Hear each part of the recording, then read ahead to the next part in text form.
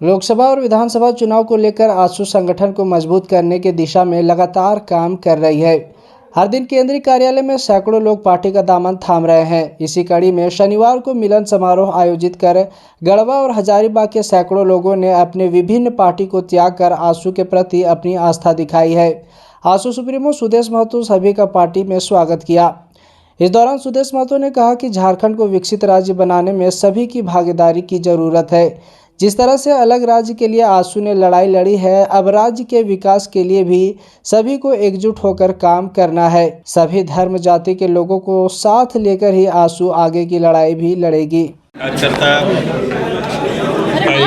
Party के पक्ष में हुआ है। मैं सबसे पहले इन सभी के प्रति आभार व्यक्त करता हूँ, इनको धन्यवाद देता हूँ और ये कार्यक्रम लगातार चलेगा और ये पार्टी के प्रति लोगों का विश्वास स्नेह महाधिवेशन के बाद जो पूर्व में भी यह कार्यक्रम चल रहा था, बाद में और इसमें गति आई है। अभी कई तरह के कार्यक्रम पार्टी के अंदर से होंगे।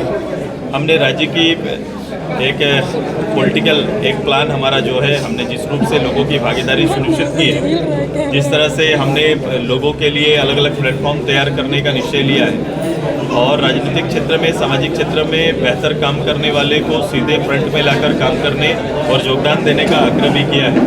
तो इसका प्रतिफल ये है कि लोगों का रुझान और राज्य की आवश्यकता है कि एक अच्छा प्लेटफॉर्म लोगों को मिले, जहां हर लोग जो राजनीति में इच्छुक हैं, जो राज्य की चिंता करता है, राज्य के लिए जिनकी भावनाएं हैं, वो कहीं ना कहीं काम करना चाहता है और आजसू ने इसके लिए सभी को जगह देने का निश्चय किया है।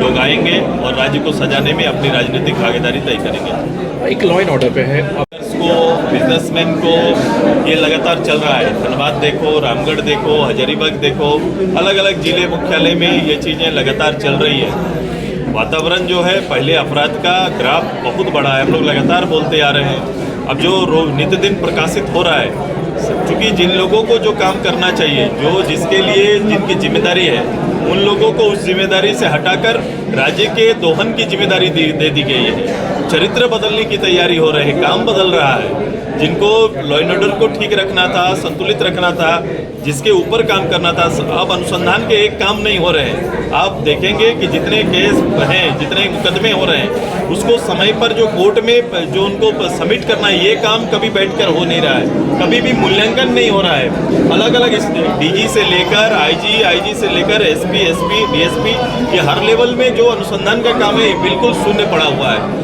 माने लोगों का अनुसंधान ना होने से कई तरह के मामले लटके हुए हैं, लेकिन सरकार ने उनकी दिशा बदल दी है और कहीं ना कहीं राज्य के दोहन का जो आरोप लग रहा है, उसमें कहीं ना कहीं सरकारी तंत्र का दुरुपयोग कर रहे हैं। लैंड इसके मामले में कि जो लोग बड़े पदों पे होते हैं, जिनकी जवाबदेही बड़ी होती है, उनको अपने ही द्वारा बनाए गए, चाहे वो भारत सरकार का प्रतिष्ठान हो या राज्य सरकार का प्रतिष्ठान हो, सम्मान करना चाहिए। ताकि ये क्या, वो हमेशा लीडर जो होते हैं, जो लोग मुख्य पद में होते हैं, वो हमेशा आरोप लगेंगे। मैं पहले भी कहा, आरोप लगेंगे, लगते हैं। जो आरोप आया है उसका सामना करना पड़ेगा और ये अगर बड़े पदों में बैठने वाले नहीं करेंगे तो हमेशा छोटे को शिकार बनाया जाता है।